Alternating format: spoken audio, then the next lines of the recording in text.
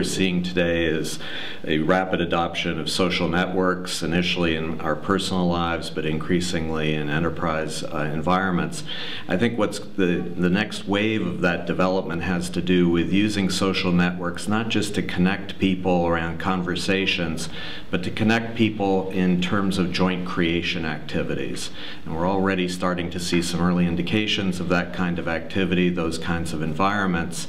And at the end of the day, they have a potential to turn the famous BCG Experience Curve, which is a diminishing returns curve in terms of performance improvement, into an increasing returns curve, where you actually have more rapid performance improvement and learning the more people that join into these environments. You ask any CEO what their top priority is, and almost inevitably, at least within the top 3 priorities, you'll hear the word talent. Talent is a key asset, key requirement for success.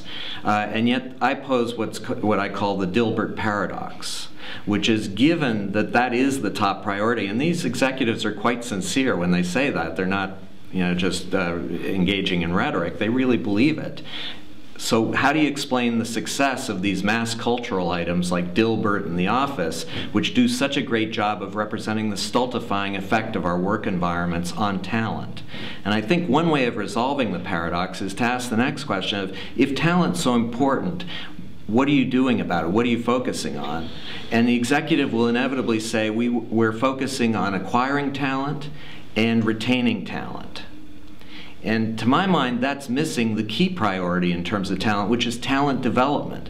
If we focus on creating work environments where our talent is going to develop as rapidly as possible, it means we're going to attract as much talent as we can possibly handle. People will be flocking to come to our place.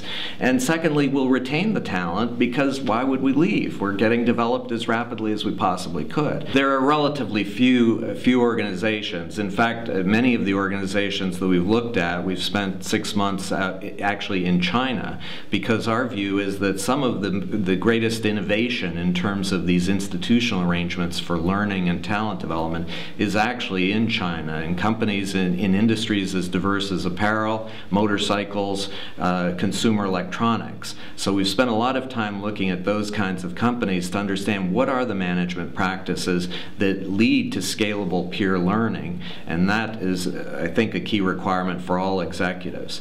I'd say one example more local in the United States, in Silicon Valley, is actually a German company, SAP, which has moved in a very interesting direction around their software developer network. Over 1 million participants in that software developer network. It started early on as very much the traditional open innovation model of pose a problem, get an answer, help the software developers to be more productive. It has evolved over time into creating an environment where you see these teams coming together and engaging on a sustained basis around very interesting performance challenges that they're wrestling with.